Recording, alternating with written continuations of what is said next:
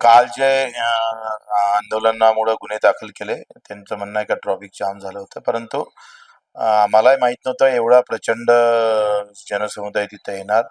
आम्ही जे एक मंगल कार्यालय तिथं शेगावचं मंदिर आहे, गजानन महाराजचं, आणि तिथे तो कार्यक्रम ठेवलेला होता. पण तिथे ते गर्दी शक्य झालं नसतं. तिथे घेतला असता कदाचित तर गावात चेंगराचेंगरी होण्याची शक्यता अधिक वाढली असती, आणि मग वेळेवर लोकांनी ती व्यवस्था केली आणि त्यांनी रोडवर ती सभा घेतली. त्यामुळे काहीतरी ट्रॉफिक जाम झालं आणि म्हणून गुन्हे दाखल केलं, ठीक आहे.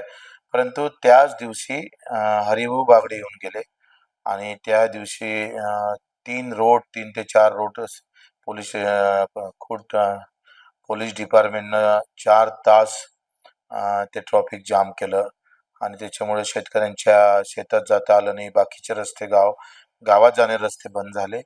अ, ते मात्र कायद्यानं ते केलं आणि नेत्यासाठी कायदा कसं झुकतं आणि आमच्यासाठी कायदा कसं आमच्या वापरलं जातं, हे त्या घटनेवरून एकाच दिवसची घटना आहे, ते कसं दिसतंय आपण पाहतोय. असा कायदा जर पायदळी तुडवला जात असेल, तर मग लोकं विश्वास ठेवणार नाही आणि आम्हाला गुन्हे दाखल होण्याची काही भीती नाही आहे.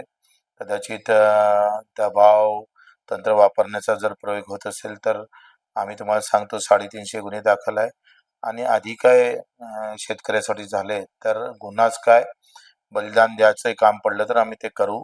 त्याच्यामुळं मला वाटते सरकारनं अशा प्रकारची जी षडयंत्र आहे ते करू नये.